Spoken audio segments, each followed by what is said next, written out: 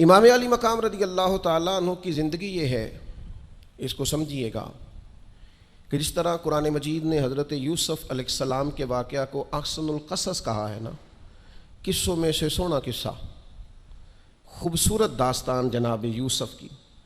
اور داستان یہ ہے کہ کبھی وہ باپ کے سب سے زیادہ لاڈلے ہیں اور کبھی وہ جناب یوسف علیہ السلام کنویں کی زینت بن گئے. کبھی ان کے قریب گرم ہوا بھی نہیں آتی اور کبھی ان کے چہرے پر تماچے پڑتے ہیں.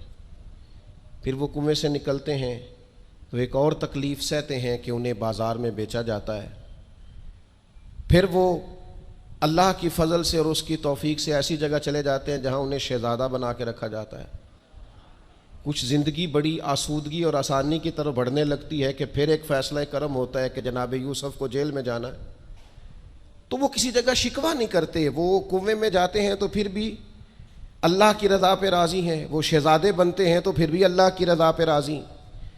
وہ دوبارہ جیل میں ڈال دیے جاتے ہیں تو پھر بھی اللہ کی رضا پہ راضی ہیں. پھر اللہ کا فیصلہ ہوتا ہے کہ جس ملک کے وہ قیدی تھے نا، رب اسی ملک کا انہیں بادشاہ بنا دیتا ہے. یہ انسانی زندگی کا ایک دستور ہے کہ آپ کو دکھ بھی آئیں گے، سکھ بھی آئیں گے، آزمائشیں بھی آئیں گی، تکلیفیں بھی آئیں گی. لیکن سکھوں کا معاملہ تو ہم بڑے لطف کے ساتھ اور ذائقے کے ساتھ گزارتے ہیں. دکھوں کی باری آتی ہے تو شدید اضطراب کا شکار ہو جاتے ہیں. بالکل یہی زندگی جناب امام حسین رضی اللہ تعالیٰ عنہ کی. آپ کبھی خوبصورت پہلوؤں پر غور کریں نا کہ امام علی مقام وہ ہیں کہ کبھی وہ سجدے کی حالت میں نانا کے کندھوں پہ ہیں اور کبھی حضور گلی سے گزر رہے ہیں تو حسنین نانا کے کندھوں پہ ہیں. کبھی کیفیت یہ ہے جناب امام علی مقام رضی اللہ تعالیٰ عنہ کی کہ وہ اپنی والدہ کے مقدس کاشانہ نور میں خاتون جنت کی گود میں کھیل رہے ہیں. کبھی مولا علی شیر خدا رضی اللہ تعالیٰ عنہ کی مقدس باہوں میں جھول رہے ہیں. یہ سارے نظارے انہوں نے دیکھے. لیکن پھر وہی حسین ابن علی تھے جنہوں نے کربلا کا خشک میدان بھی دیکھا، جنہوں نے وہ چٹیل پہاڑ بھی دیکھے، حق کے رستے میں اپنی اولاد کا قربان ہونا بھی دیکھا. کسی جگہ شکوہ نہیں کرتے بلکہ وہ کہتے ہیں جس حال میں میرا رب رکھے میں اسی حال میں راضی ہوں. ہمارے ہاں یہ ہوتا ہے کہ ہم سکھوں کو تو یاد ہی نہیں رکھتے، ہمیں صرف تکلیفیں یاد رہتی ہیں، صرف آزمائشوں کو یاد رکھتے، مثبت پہلوؤں کو نہیں سوچتے. کوئی بھی کام آپ ہوتا ہوا دیکھ لیں گھر میں، خاندان میں، قبیلے میں، تو اس کے جو خوبصورت، معنی خیز، پروقار، اچھے پہلو ان پر غور نہیں کریں گے. وہ ایک جگہ ایک پنچایت تھی تو وہاں کسی خاتون نے شکوہ کیا کہ میرے خاوند نے مجھے یہ تکلیف دی ہے، یہ آزمائش میں مجھے مبتلا کیا ہے، یہاں یہاں سخت سست کہا ہے.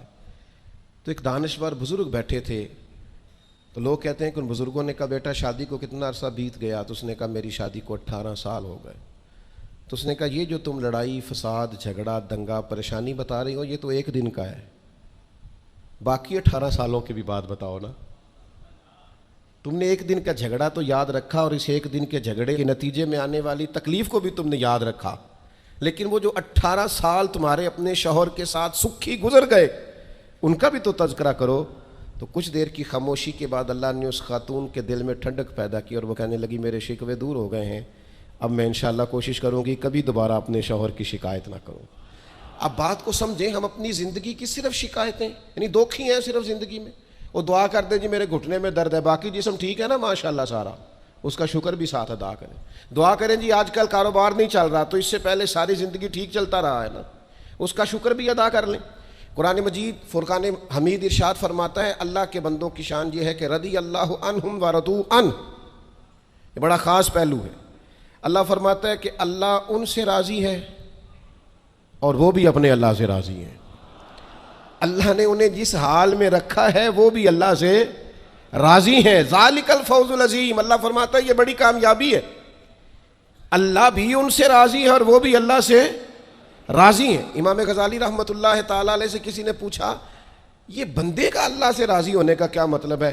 تو امام صاحب فرمانے لگے رب تو کریم ہی بڑا ہے، یتیم کے سر پہ ہاتھ پھیر دو راضی ہو جاتا ہے، وہ طوائف کتے کو پانی پلا دے تو مالک راضی ہو جاتا ہے، وہ تو مہربانی بڑا ہے، تم نے رو کے 2 آنسو بہا دیے وہ راضی ہو جاتا ہے. فرماتے بندے کا مسئلہ ہے، مسئلہ تو بندے کا ہے، یہ راضی ہوتا ہی نہیں.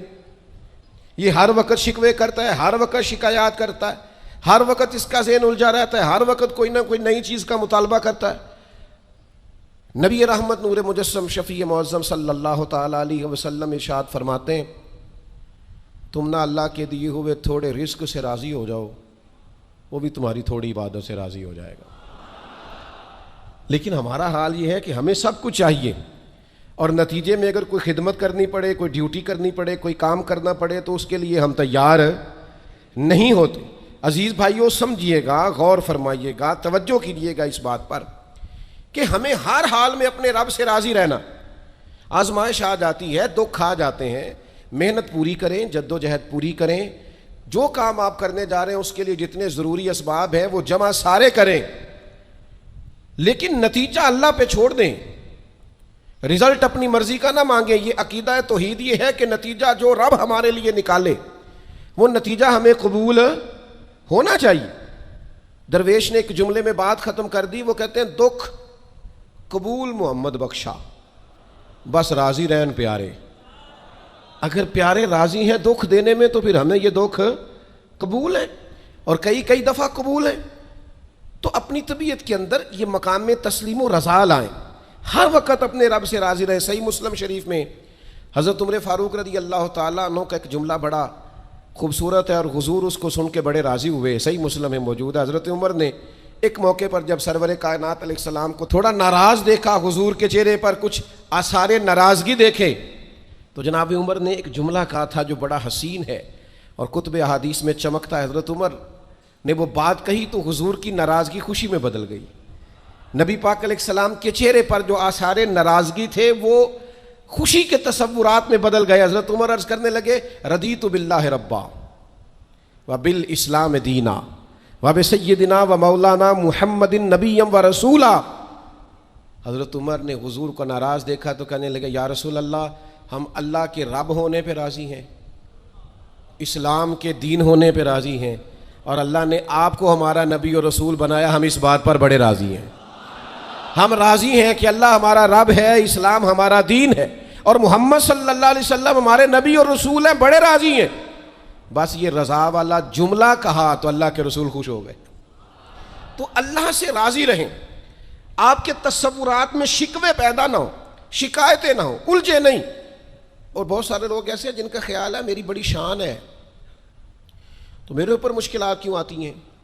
دوست اکثر کہتے ہیں جی میں صدقہ بھی دیتا ہوں، نمازیں بھی پڑھتا ہوں، دل کسی کا نہ دکھے اس کے لیے بھی پوری کوشش کرتا ہوں، میرا زندگی کا مزاج یہ ہے کہ میں کوشش کرتا ہوں کہ کسی کو میرے لہجے سے، انداز سے، اٹھنے بیٹھنے سے اذیت نہ پہنچے، لیکن پھر بھی مجھے مصائب آتے ہیں۔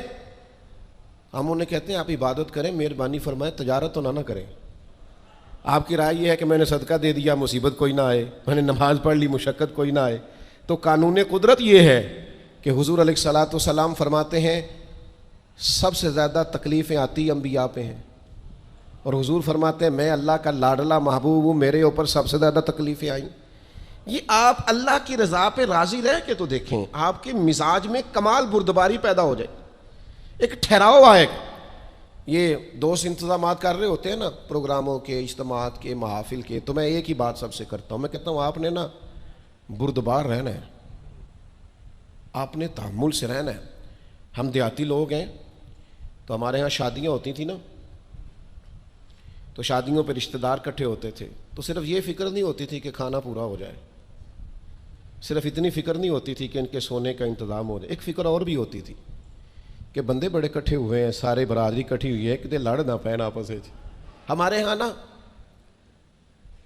چڑھانے والے زیادہ خطرناک نہیں ہوتے، چڑھنے والے زیادہ خطرناک ہوتے ہیں، جو ذرا سی بات پہ غصے میں آ جائیں، ذرا سی بات پہ چڑھ جائیں، کہیں سکون ہی نہیں، ٹھہراؤ ہی نہیں زندگی میں۔ اللہ کی رضا پہ راضی رہیں۔ میرے رب نے جہاں مجھے رکھا ہے سب سے زیادہ باکمال رکھا ہے، جہاں میں ہوں خدا جانے بلندی ہے کہ پستی، پر جہاں میں ہوں وہاں کوئی نہیں ہے۔ آپ اپنے رب کی رضا پہ راضی رہیں کہ میری جہاں ڈیوٹی ہے، کیا ہی بات ہے، میری جہاں ڈیوٹی، حضرت صدیق اکبر کو امیر المومنین بنایا گیا، لیکن جناب بلال حبشی کے پاس مدینے والے محبوب کے مہمانوں کی ذمہ داریاں تھیں، مسجد نبوی کی کنجیاں تھیں۔ کمال ان کا بھی بڑا ہے اور کمال بلال حبشی کا بھی بڑا ہے۔ حالانکہ وہ تو مسجد میں جھاڑو دیتے تھے، خدمت کرتے تھے. تو آپ اللہ کی رضا پہ راضی رہیں. جہاں رب نے آپ کو رکھا ہے، جس مقام پہ رکھا ہے، وہاں آپ راضی رہیں. آپ کو اطمینان محسوس ہوگا، آپ سکون میں آ جائیں، دل میں ٹھنڈک محسوس کریں گے، پریشانیوں سے نکلیں گے. یہ حدیث دیکھیے امام غزالی نے لکھی ہے. نبی پاک صلی اللہ تعالیٰ علیہ وسلم کے پاس نا صحابہ کی ایک جماعت آئی. انہوں نے عرض کی یا رسول اللہ صلی اللہ علیہ وسلم ہم ایماندار ہیں. تو حضور نے فرمایا تمہارے ایمان کی نشانی کیا ہے؟ تم صاحب ایمان ہو تو دلیل کیا ہے؟ انہوں نے عرض کی یا رسول اللہ، یہ ذرا دلیل سننا. عرض کرنے لگے یا رسول اللہ مصیبت آئے تو صبر کرتے ہیں، نعمت ملے تو شکر کرتے ہیں، اور یا رسول اللہ رب جو فیصلے کر دے ہم اس پر راضی رہتے ہیں. حضور فرمانے لگے کعبے کے رب کی قسم تو واقعی ایماندار لوگ ہو.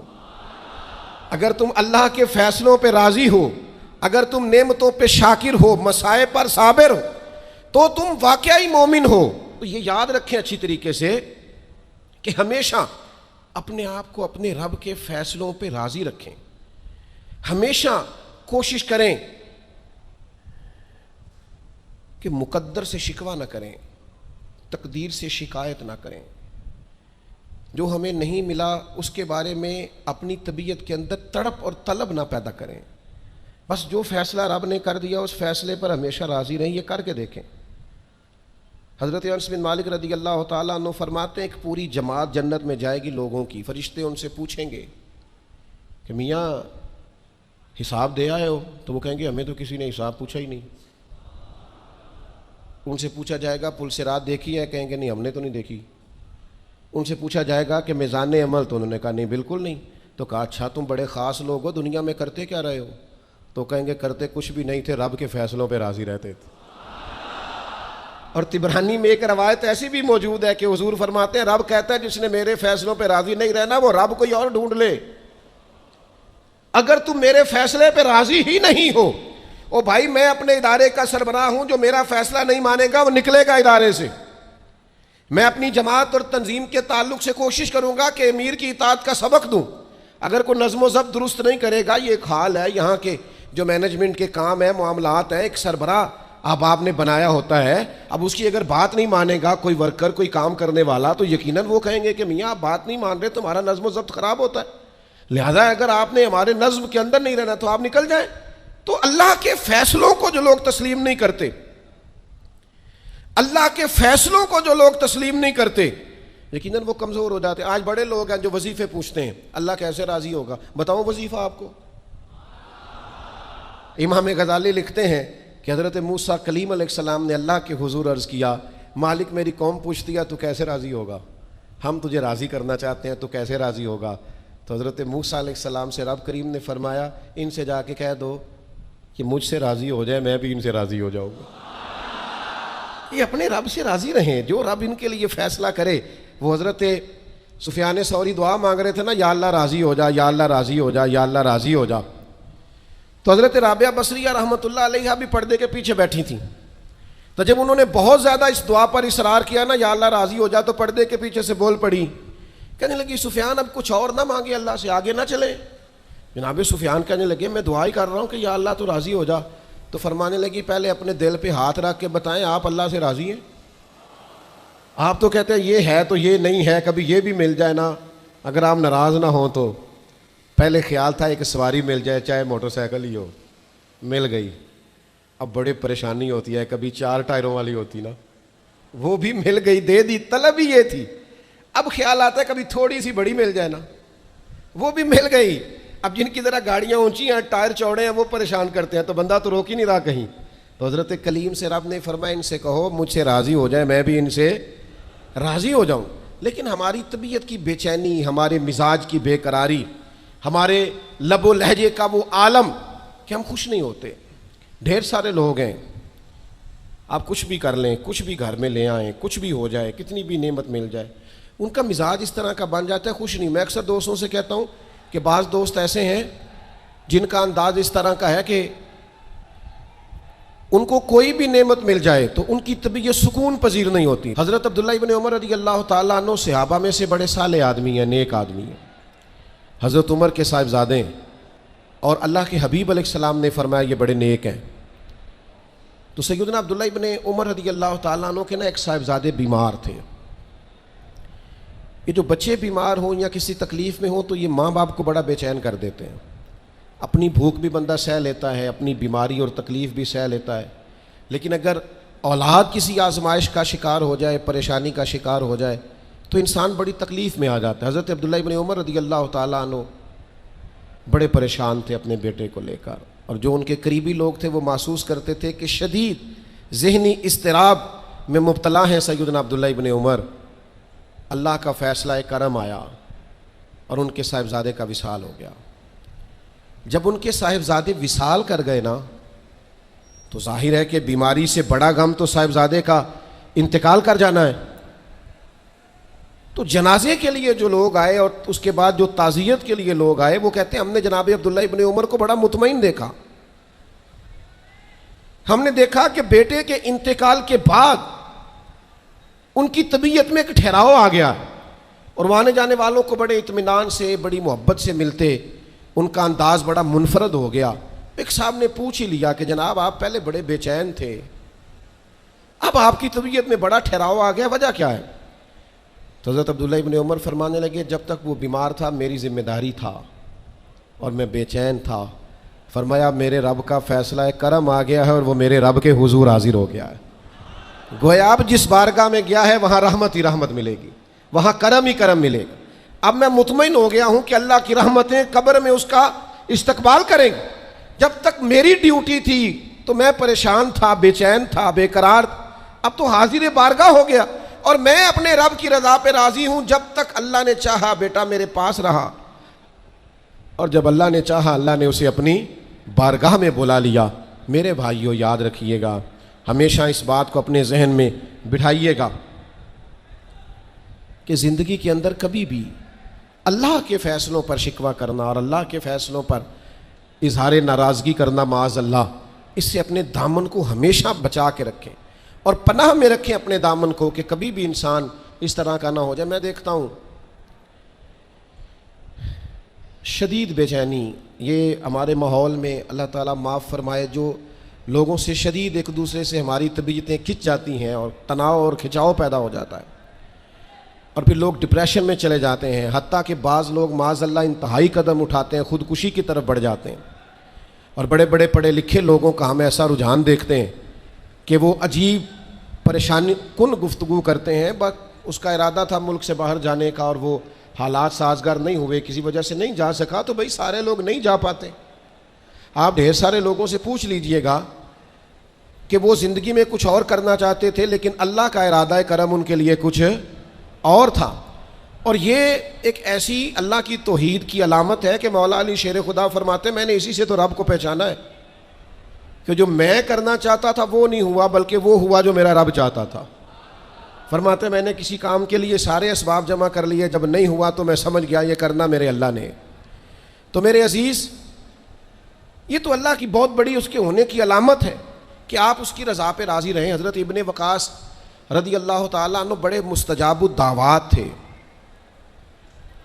جو دعا مانگتے تھے قبول ہو جاتی تھی.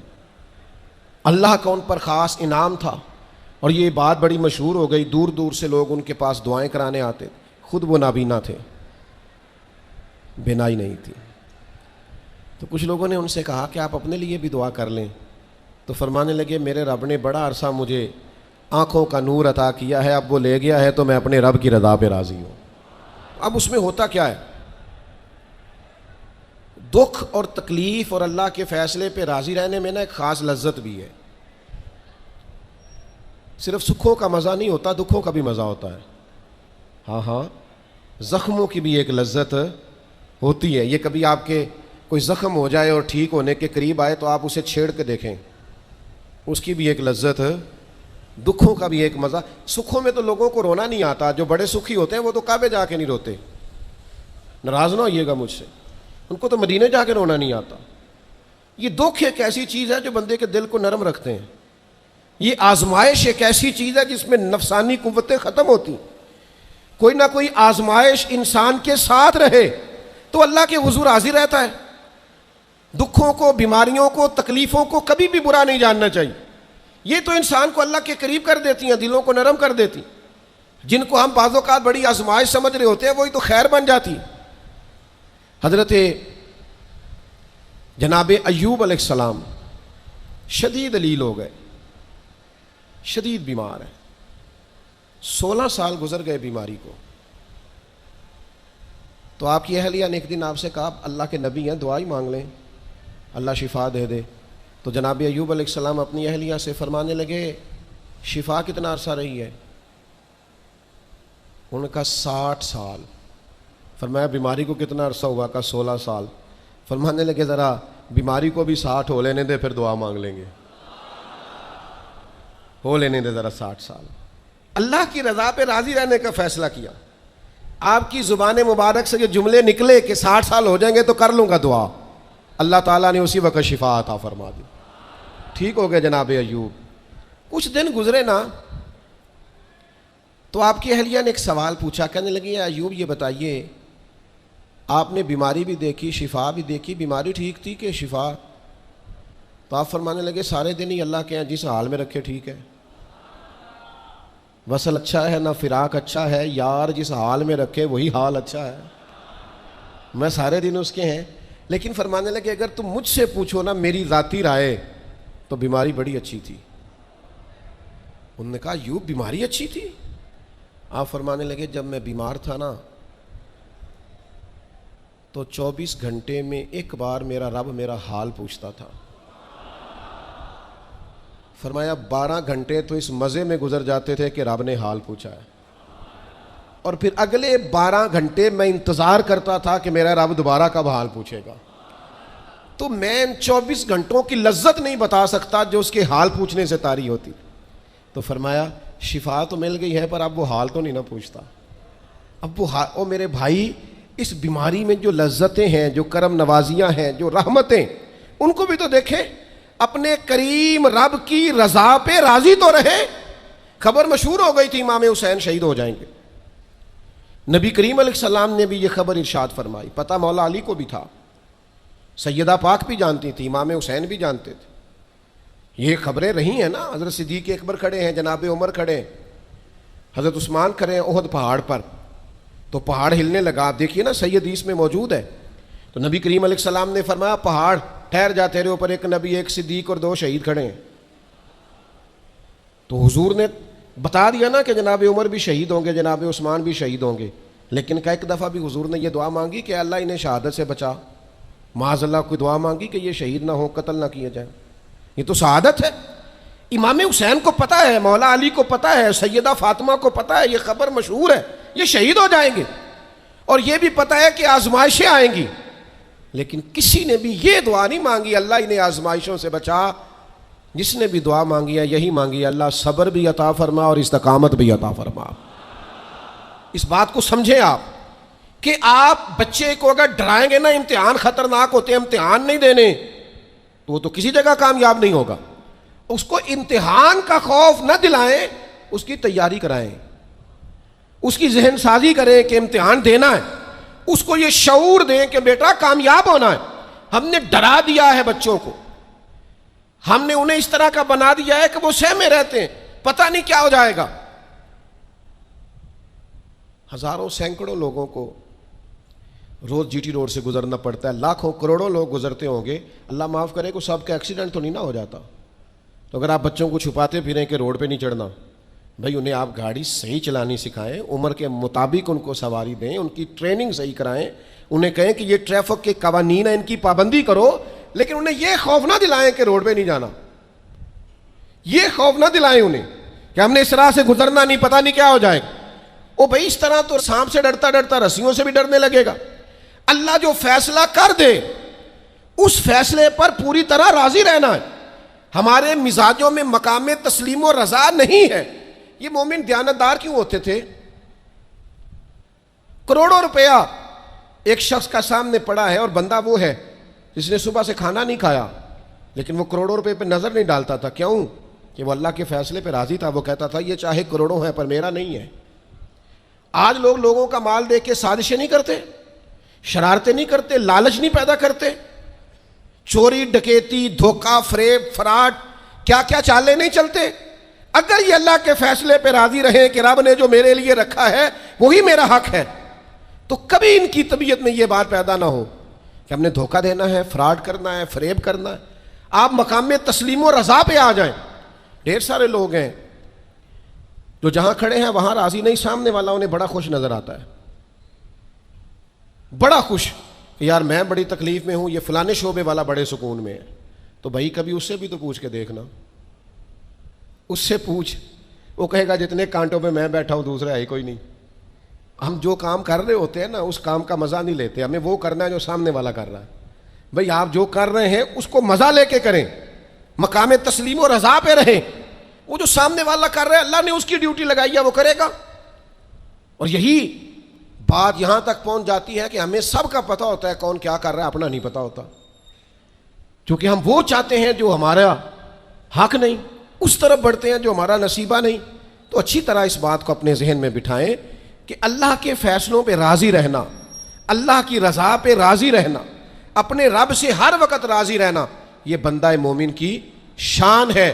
اگر اللہ کے فیصلوں پہ راضی رہو گے نا تو زندگی میں اتنا سکون آ جائے گا، اتنا اطمینان آ جائے گا، لہجوں میں اتنا ٹھہراؤ آ جائے گا، آپ کو محسوس ہوگا کہ آپ کی شخصیت سنجیدہ ہو گئی ہے، وزادار ہو گئی ہے، آپ کے مزاج کے اندر ایک اللہ تعالیٰ نے خاص کمالات رکھ دیے۔ لیکن اگر آپ یہ نہیں کریں گے، اللہ کے فیصلوں پہ راضی نہیں رہیں گے، تو پھر آپ نتیجہ اس کا دیکھ لیجئے گا، ہر وقت کی بے چینی، بے قراری، الجھاؤ اور طبیعت کے اندر اضطراب، یہ آپ کو بے چین رکھے گا۔ ہم اپنی زندگی میں اگر تھوڑا سا یہ والا فیصلہ لے آئیں، آپ دیکھیں نا، انداز دیکھیں، 14 لوگ شہید ہو گئے تھے بدر میں، ان میں سے تو کوئی کسی صوبے کا گورنر نہیں بنا، انہوں نے تو مکہ کو فتح ہوتے نہیں دیکھا، انہوں نے تو روم کو، یمن کو، شام کو فتح ہوتے نہیں دیکھا۔ لیکن یاد رکھیے گا ان 14 لوگوں کا خون بنیاد بنا تھا کہ اللہ نے اسلام کو طاقتیں اور قوتیں عطا فرمائیں۔ وہ اللہ کے فیصلوں پہ راضی تھے کہ آپ نے یہاں جان دینی ہے، انہوں نے پیش کی۔ بعد میں عروج آیا، کمال آیا، اذا جاء نصر اللہ والفتح، اللہ نے مدد کی، فتح آ گئی۔ لیکن ان لوگوں نے اس وقت یہ فیصلہ کیا کہ ہمیں اللہ کی رضا کے لیے ڈٹنا ہے، کھڑے ہونا ہے۔ تو سب لوگ، میں اکثر کہتا ہوں، یہ تحریک ختم نبوت پر لوگ کلام کرتے ہیں تو قائدین کا، علماء کا نام لیتے ہیں، میں کہتا ہوں بالکل ٹھیک ہے، ان لوگوں نے بڑی خدمات سر انجام دی، لیکن جو ان کے پیچھے لوگ تھے، جو کوششیں کرتے رہے، جو عوامی طاقت تھی، ان سب کی ہمتیں بھی شامل ہیں۔ میں الحمدللہ آیا ہوں یہاں اور سیدھا آ کے بیان کر کے نکل کے جا رہا ہوں، تو یہ سارا کچھ میری کاوش نہیں ہے۔ یہ تو جو لوگ آدھی رات کو سڑک پہ پوسٹر لگاتے رہے، دن کو یہاں آتے رہے، رات جاگتے رہے، محنت کرتے رہے، پریشان ہوتے رہے، الجھتے رہے، یہ تو ان لوگوں کی کاوش ہے، یہ ان لوگوں کا کمال ہے۔ ہم سمجھتے نہیں اس چیز کو۔ جب تک آپ اپنے مزاج میں ٹھہراؤ نہیں لاتے اور چھوڑ دیں دوسروں کا کام اپنے کھاتے میں ڈالنا، یہ بھی میرا ہے، یہ بھی میرا ہے، یہ بھی میں نے کیا، یہ بھی میں، اس سے بھی بے چینی پیدا ہوتی۔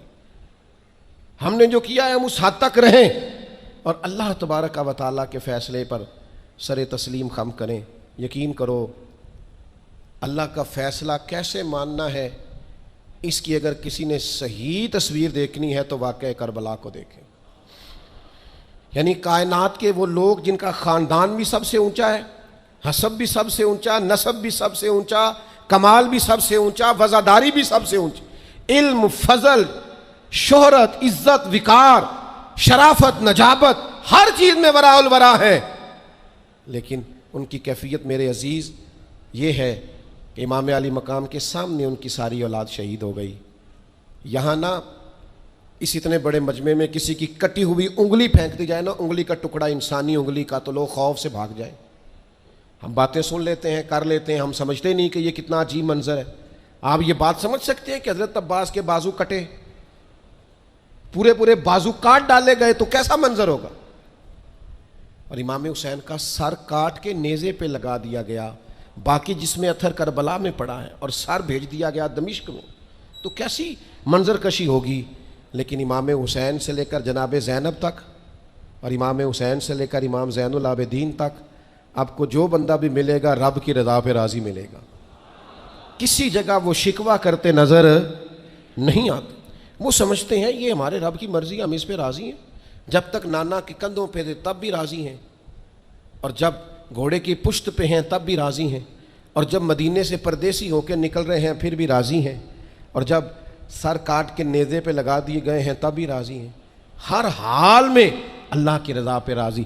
رضی اللہ عنہم ورضوا عنہ، وہ اللہ سے راضی ہیں اور اللہ ان سے راضی ہے. کوشش کرنی ہے کہ اپنے بچوں کو واقعہ کربلا اس انداز میں سنایا جائے کہ ان کے اندر جرت پیدا ہو، جرت اظہار پیدا ہو، حق کا جذبہ پیدا ہو. امام حسین کی شہادت اس لہجے میں کبھی نہ سنیں نہ بیان کریں کہ جس سے کوئی کمزوری اپنی طبیعت میں پیدا ہو. امام علی مقام رضی اللہ تعالیٰ عنہ کا نام جرت کی علامت.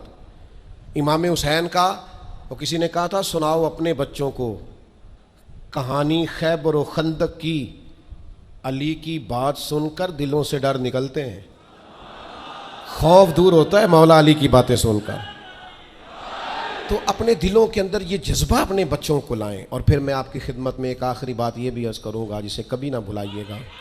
سیدنا امام حسین رضی اللہ تعالیٰ عنہ کی زندگی کا یہ خوبصورت پہلو آپ نے کبھی نہیں بھلانا، کبھی نہیں چھوڑنا کہ حق کے راستے میں آپ اکیلے بھی ہوں، آپ کے پیچھے لاکھوں ہزاروں لوگ نہ بھی ہوں تو حق پھر بھی حق ہوتا ہے.